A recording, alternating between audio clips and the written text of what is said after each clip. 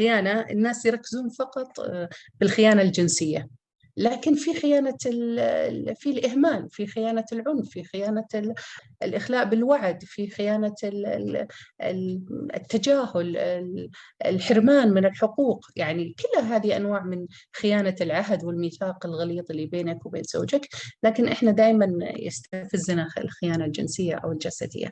أيضا فيها ارتباط عاطفي، فيها استثمار عاطفي. الشخص الثاني يعني لك، الشخص الثاني يعني في عواطف، في استثمار بالعاطفة، وعلاقة أو إثارة جنسية.